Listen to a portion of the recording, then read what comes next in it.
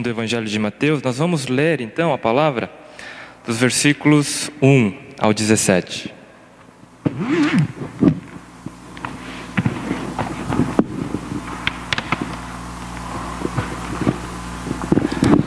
Livro da genealogia de Jesus Cristo, filho de Davi, filho de Abraão. Abraão gerou a Isaque, Isaque a Jacó, Jacó a Judá e a seus irmãos. Judá gerou de Tamar a Pérez, e Pérez a Zerá. Pérez gerou a Esrom, Esrom a Arão. Arão gerou a Aminadab, Aminadab a Naasson. Naasson a Salmão. Salmão gerou de Raabe a Boaz. Este de Ruth gerou a Obed, e Obed a Jessé. Jessé gerou ao rei Davi, o rei Davi a Salomão, da que fora a mulher de Urias. Salomão gerou a Roboão, Roboão a Abias, Abias a Asa. Asa gerou a Josafá, Josafá a Jorão, Jorão a Uzias. Uzias gerou a Jotão, Jotão a Acás, Acás a Ezequias. Ezequias gerou a Manassés, Manassés a Amon, Amon a Josias. Josias gerou a Jeconias e a seus irmãos no tempo do exílio da Babilônia. Depois do exílio da Babilônia, Jeconias gerou a Salatiel e Salatiel a Zorobabel. Zorobabel gerou a Abiúde, Abiúde a Eliaquim, Eliaquim a Azor. Azor gerou a Sadoc, Sadoc a Aquim, Aquim a Eliúde. Eliúde gerou a Eleazar, Eleazar a Matã, Matã a Jacó. E Jacó gerou a José, marido de Maria, da qual nasceu Jesus, que se chama o Cristo. De sorte que todas as gerações, desde Abraão até Davi, são 14. Desde Davi até o exílio da Babilônia, 14. E desde o exílio da Babilônia até Cristo, 14. Amém. Nessa manhã, nós gostaríamos de estudar a palavra de Deus e tentar entender um pouco da importância da história e a importância da nossa identidade. E nós precisamos saber de onde viemos para sabermos para onde estamos indo. Então, a primeira coisa que nós precisamos saber é que nós somos, de fato, qual que é a diferença nossa?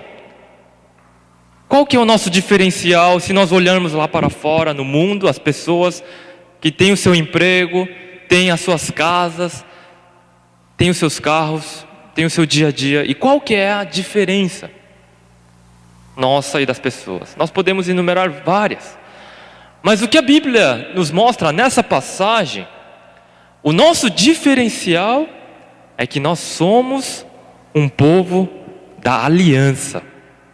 Nós somos um povo da aliança. Quando nós olhamos para essa passagem, é uma passagem que fala da genealogia de Jesus Cristo. E se nós olharmos em Lucas, também aparece a genealogia de Jesus Cristo. Mas qual é a diferença? A diferença é que em Mateus, ele começa primeiro lá com Abraão, e é uma ordem crescente, chegando até Jesus. Em Lucas é uma ordem decrescente, começa com Jesus Cristo e vai até Adão. Então a diferença é basicamente a diferença entre os gregos e os judeus. A genealogia em Lucas ele segue o formato greco-romano, que você começa com uma pessoa e você chega até o patriarca, o originador. E quando ele começa com Jesus e vai até Adão, ele está preocupado com o quê? Com a criação.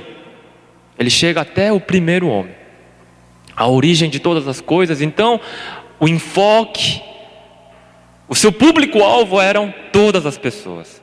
Em Mateus é um pouco diferente. Eu vou usar esse daí depois da devocional. Em Mateus, o enfoque é começando em Abraão. E ele segue uma ordem crescente, que era o formato judeu de uma genealogia. Ou seja, Mateus ele começa dizendo que Jesus, ele pertence ao povo da aliança, ao povo escolhido por Deus, especialmente para entrar num relacionamento especial com Ele. E esse é o nosso diferencial. Esse é o diferencial principalmente da igreja presbiteriana.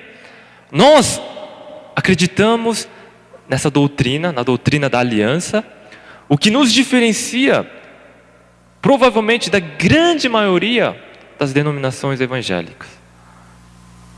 Talvez no Brasil, oficialmente só a presbiteriana adota a doutrina da aliança, enquanto as outras denominações todas, sejam elas pentecostais ou históricas, elas acreditam na dispensação, né?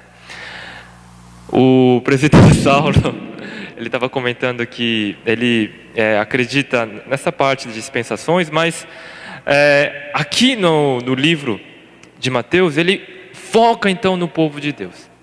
Então, para a gente entender o que é aliança, nós precisamos olhar lá para Gênesis capítulo 15. O que era uma aliança? Em Gênesis capítulo 15 nós temos uma passagem que fala de como Deus vai fazer esse pacto, né, que é outra palavra para aliança, com Abraão. E se nós abrirmos lá no capítulo 15 de Gênesis, diz aqui que Deus pediu para que Abraão trouxesse o quê? Animais. Versículo 9. Toma uma novilha, uma cabra e um cordeiro, cada qual de 3 anos, uma rola e um pombinho.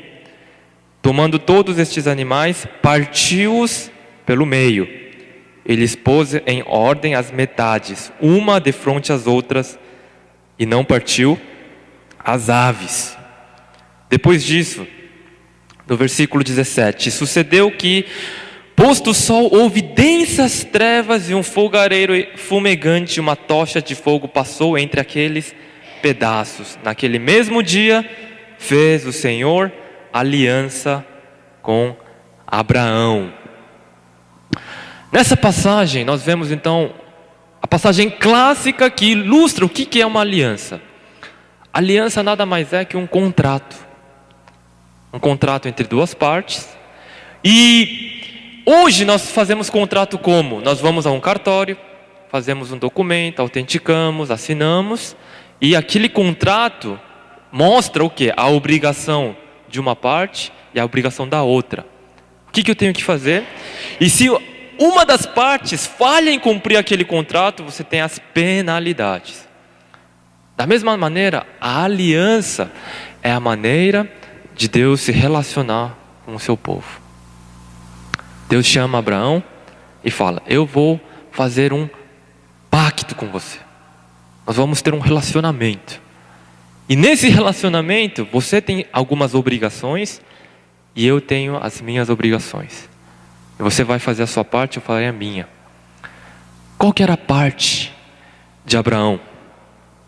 A parte de Abraão era crer. Crer nas promessas de Deus. Deus promete a ele que a geração dele seria inúmera, como as estrelas dos céus e a areia das praias, dos mares,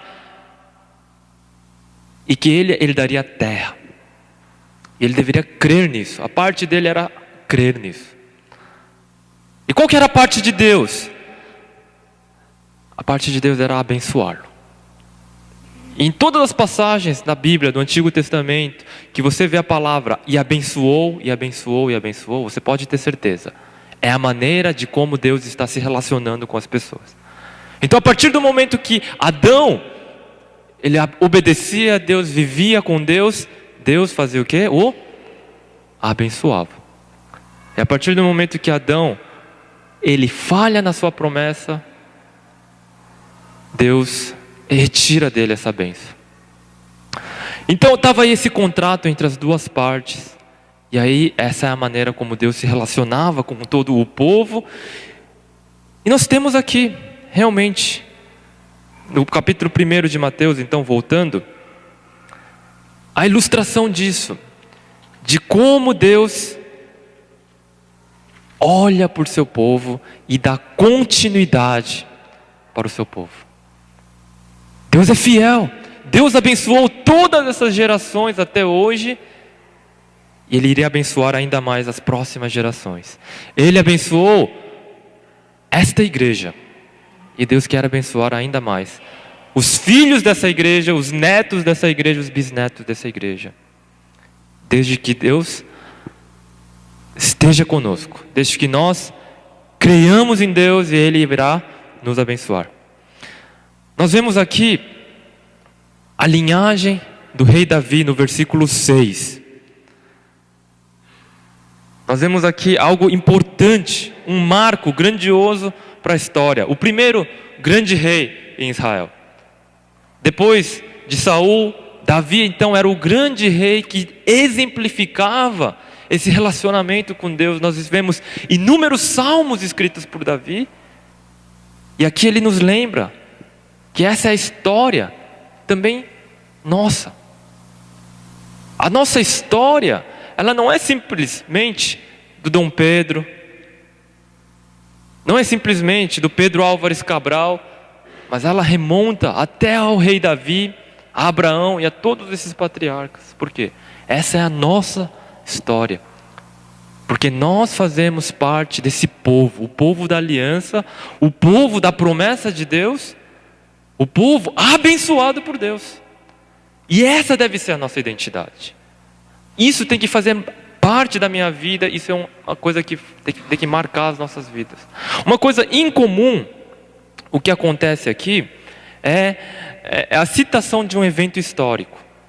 Normalmente nas genealogias você tem simplesmente nomes de pessoas e não há nenhum evento histórico citado. Mas aqui há por 4 vezes a citação de um evento histórico. O exílio da Babilônia. O exílio da Babilônia. O que foi o exílio da Babilônia? O exílio da Babilônia foi o julgamento de Deus para um povo que quebrou a sua aliança.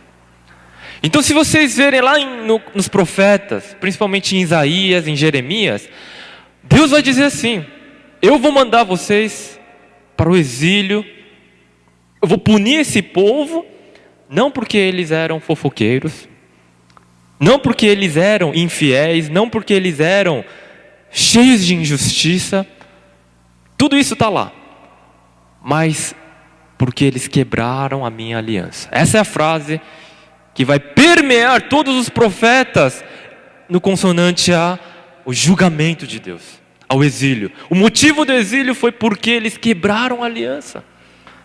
E quando eles quebram a aliança, eles deixam de cuidar dos órfãos e das viúvas, eles cometem injustiças, eles esquecem-se de Deus, eles vivem uma religiosidade vazia, vivem na idolatria. E o motivo principal é que eles quebraram a aliança, ou seja, o relacionamento com Deus. E esse momento triste da história de Israel é algo que definiu grandemente o povo de Israel. Aquilo foi algo que marcou grandemente o povo de Israel. Assim como hoje para os judeus o nazismo foi algo muito marcante, no primeiro século o exílio da Babilônia foi o evento marcante. Mas eles sabiam que o exílio aconteceu por causa da infidelidade desse povo. E fica esse alerta para nós. O povo da aliança, ele é um povo da aliança quando nós estamos em relacionamento com Deus. Eu faço essa pergunta para a igreja: como anda o seu relacionamento com Deus? Como anda a sua vida de oração com Deus? Como anda a sua vida devocional? Como anda a sua vida aqui na igreja? Você tem sido assíduo? Você tem sido fervoroso? Você tem querido se sacrificar pela essa igreja, pela causa de Cristo? Esse é o relacionamento que Deus, isso nos marca, isso nos traz a identidade daquilo que somos. Segunda coisa que esse texto nos ensina, além de sermos nós o povo da aliança, nos mostra que nós temos uma história. Que nós temos uma história. O versículo 1 começa com a frase, né? Livro da genealogia. Livro da genealogia. Livro da genealogia, a palavra genealogia, ela tem a raiz, a palavra Gênese, né? O início. E como é que começa o primeiro livro do Antigo Testamento? Como se chama o primeiro livro do Antigo Testamento? O livro de Gênesis, o livro do início. Ou seja, nós podemos perceber aqui que Mateus, como o primeiro livro do Novo Testamento, ele nos remete ao primeiro livro do Antigo Testamento. Todas as civilizações antigas, elas tinham uma lenda, um mito da criação. Todas elas. Então, se você vai lá para a Babilônia, eles tinham o mito do Tiamat, né? Da criação, de como aquele Deus, o Deus dragão deles, criou aquela grande nação, a nação da Babilônia, para reinar sobre todos os demais povos. O Império Romano também tinha uma história. Eles acreditavam que os dois gêmeos que foram abandonados lá no mato, Rômulo e Rêmulo, foram criados por lobas selvagens e eles cresceram como aquela nação guerreira, forte, fruto daqueles dois gêmeos, selvagens e guerreiros. E esses mitos da criação de um povo traziam o quê? Justamente essa identidade, essa história deles. E o povo de Israel tinha também essa história. O livro de Gênesis trazia para eles o Deus Todo-Poderoso, Criador do universo, das estrelas, de todas as coisas, como seu Deus pessoal. Como seu Deus pessoal. Mas a história de Israel não era um mito, é história, é fato. A criação de Deus é um fato. E nós estamos aqui hoje, frutos dessa criação. Aqui nessa passagem, nós vemos um caos muito grande. Olhem esses nomes: Tamar, Raabe, Ruth, a mulher de Urias, a Batseba, o rei Roboão, o rei Abias, Jorão, 3 dos piores, dos péssimos reis de Israel. E essas mulheres que tinham um histórico muito complicado, né? Os irmãos podem lembrar da história de cada uma dessas mulheres. Todo esse caos, toda essa história, um tanto negra. Quando você tem uma família nobre, você quer colocar debaixo do tapete toda aquela história negra, obscura. Mas aqui não. O autor, ele faz questão de citar por nome essas mulheres. E mulheres não precisavam entrar em genealogias. Não era comum, era só nome de homem.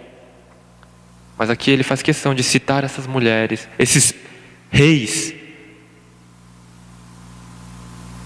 Mas aqui nós vemos um propósito disso. À primeira vista, isso parece um caos, cheio de pecado, cheio de mácula. Como é que Jesus pode ter vindo dessa família, dessa linhagem tão problemática, desse povo infiel, que foi julgado e levado para o exílio da Babilônia? Só que a explicação está aqui no versículo 17. Vamos ler todos juntos esse versículo 17, numa só voz? De sorte que todas as gerações, desde Abraão até Davi, são 14. Desde Davi até o exílio da Babilônia, 14. E desde o exílio da Babilônia até Cristo, 14. 14, 14, 14. 3 vezes. Se nós olharmos para as genealogias do Antigo Testamento, nós vamos perceber que entre Abraão e Davi tinha um pouco mais de 14. Ou seja, esse número 14 aqui não é tão exato, historicamente falando. Mas por que o autor aqui, então, ele muda essa ordem, ele dá essa ênfase? Ele tem outro propósito. O propósito de Mateus não é dar uma ordem precisa de todos os descendentes, mas você organizar o caos. Colocar ordem no meio do caos, da bagunça, é você organizar as coisas. Como é que era a criação? Ela era sem forma e vazia, havia um caos, havia uma desordem, o Espírito de Deus simplesmente pairava sobre as águas, mas Deus faz o quê? A separação das águas. Em 7 dias Ele coloca tudo em ordem. E nessa simbologia aqui, do número 14, ele nos remete a esse número 7, a esse múltiplo. E quando há 14, depois 14, depois 14, você vê Deus colocando ordem na casa. Ele recria todas as coisas. Ele recria. E Mateus estava querendo dizer o seguinte: agora se inicia uma nova história. Inicia-se uma nova história, um recomeço. Essa aqui é uma passagem da recriação, onde o antigo já passou e o novo, uma nova era se iniciaria com Jesus Cristo. E esse é o marco principal. E esse tem que ser o marco principal desta igreja, da sua vida pessoal e da minha vida. Esse marco começou na minha família, no século XIX, quando os primeiros missionários americanos chegaram na Coreia e evangelizaram a minha tataravó.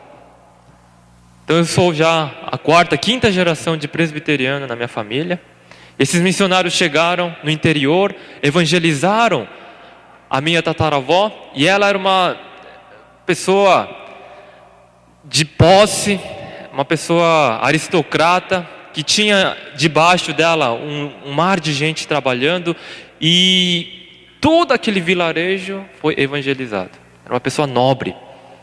Apesar que hoje eu não tenho nem onde cair morto, né? Mas o meu passado foi esse. E quando ela foi evangelizada, toda a família seguiu. Desde então nós somos presbiterianos. E tem até uma lenda. Tem uma lenda, né? Aí é lenda, tá? Não posso comprovar, né? E fica aí pela fé, se vocês quiserem acreditar ou não, fica a seu critério. Diz que quando ela faleceu, essa tataravó, ela fez tanto bem para aquelas pessoas que ela distribuiu comida, arroz, e evangelizou, ajudou muita gente. E ela fez o bem, ela tinha esse testemunho bonito. E quando ela morreu, um arco-íris apareceu lá em cima da casa dela, tá? E aí fica para vocês acreditarem ou não. E as pessoas ficaram muito felizes em ver aquilo. Essa é a lenda da nossa família. Mas esse foi o marco da nossa história. Quando Jesus entrou na nossa vida. Quando Jesus entrou na nossa família, a nossa família mudou. Hoje, meu irmão está lá estudando no seminário, fez fisioterapia, fez mestrado, aí ele ia lá para a clínica, mas vivia em vigília, vivia em viagens missionárias, vivia na igreja. Aí um dia ele me liga dizendo: eu acho que eu vou para o seminário. E ele esperava uma reação do tipo: você está louco? Tem certeza, né? Mas eu falei para ele, eu sabia, quando eu vi toda essa paixão dele. O meu pai hoje, aos 65 anos, está lá em Guiné-Bissau, na África, numa ilha distante 2-3 quilômetros na costa, a Ilha de Maio, com aproximadamente 500 pessoas, de uma tribo que, se ficarem ali, logo logo irão ser evangelizadas pelos muçulmanos. Ele está lá construindo uma escola, uma clínica e uma igreja. E aos 65 anos está lá, firme, a todo vapor, me manda e-mails. E hoje é o aniversário dele também, coincidiu com o aniversário da igreja, dia 23 de fevereiro. E esse foi o marco da nossa família. Esse é o marco das nossas vidas. Quando Jesus Cristo entra nas nossas vidas. E essa era a história da igreja que se iniciava com Jesus Cristo. Essa tem que ser o evento mais importante da minha vida. Nós comemoramos aniversários, mas você comemora o dia da sua salvação? Você faz uma festa, esse dia foi o dia que eu nasci de novo. E o segundo nascimento é o mais importante. Esse é o verdadeiro marco. Esse é o verdadeiro marco. Terceiro ponto na nossa meditação nessa manhã. Se nós temos então uma identidade como povo da aliança, se nós temos um marco histórico, Jesus Cristo nas nossas vidas, terceiro ponto é: que legado nós deixaremos para as próximas gerações? Que legado vai ser esse? Quando eu cheguei aqui, eu vi esse prédio maravilhoso, essa torre bonita. O presbítero me mostrou aqui as dependências da igreja, 4.000 metros. Que bênção, né? Que bênção. Mas o prédio sem as pessoas, ela não vale nada. Na Europa, nos Estados Unidos, está cheia de igrejas maravilhosas, mas vazias de pessoas. Vazia. E o legado que nós precisamos deixar é para as próximas gerações. Esse patrimônio bonito tem que ficar para as próximas gerações. E qual vai ser o legado que essa igreja vai deixar? Essa igreja aqui tem uma história de 29 anos. E a nossa passagem aqui nos remete para esse legado. Aqui no capítulo 1, nós vemos então a genealogia de Jesus Cristo, que nos remete à criação, ao livro de Gênesis. E nós temos, depois, o nascimento de Jesus e a fuga para o Egito, no capítulo 2. Mateus é o único autor dos outros 4 evangelistas que coloca aqui essa história do massacre. Que aconteceu com quem? Com Moisés. Lá no Egito, quando Moisés nasceu, as crianças foram mortas e da mesma maneira Herodes matou todos aqueles infantes. Por que Mateus coloca essa história aqui? Porque, de novo, ele quer nos fazer voltar, não só para o livro de Gênesis, mas para o Pentateuco, para a história de Moisés. Aí você tem o deserto. O povo passou quantos anos no deserto? 40 anos, e Jesus passou 40 dias no deserto. E a Bíblia vai dizer que era realmente uma tipologia, era um tipo, os 40 anos lá daquele povo sendo tentado, era a mesma tentação de Jesus. O povo falhou na tentação do deserto, Jesus iria vencer na tentação do deserto. No capítulo 5 nós vemos o Sermão do Monte. Lá em Lucas, você não vai achar o Sermão do Monte, mas você vai achar o Sermão da Planície. A palavra é diferente. Por que Mateus ele intencionalmente coloca essa palavra monte? Para a gente lembrar da onde foi que Moisés recebeu a lei. No Monte Sinai. E Jesus estava dando para aquele povo uma nova lei também no monte. O Sermão do Monte nada mais é que essa correspondência com a lei lá no Pentateuco. E o que é isso? Tudo isso era o legado da fé que era deixado para aquelas pessoas. A história da igreja, ela não começa do vácuo, ex nihilo, do nada, mas a história da igreja começa já com uma história, com um episódio anterior na história. E a história dessa igreja, o legado que nós teremos que deixar também é essa. Se nós olharmos para a Bíblia cuidadosamente, o mover e o agir de Deus, a bênção de Deus está naquela geração. É de geração em geração. Então, na época dos juízes, quando aquela geração se prostrava e buscava a Deus, Deus os ajudava, Deus os abençoava. Mas quando eles se esqueciam de Deus, nas próximas gerações, Deus tirava a sua mão deles. A nossa geração é uma geração que precisa servir a Deus, precisa ser fiel a Deus. E nós precisamos garantir também que a próxima geração sirva a Deus com fidelidade. E esse é o legado, é o maior legado que nós podemos deixar.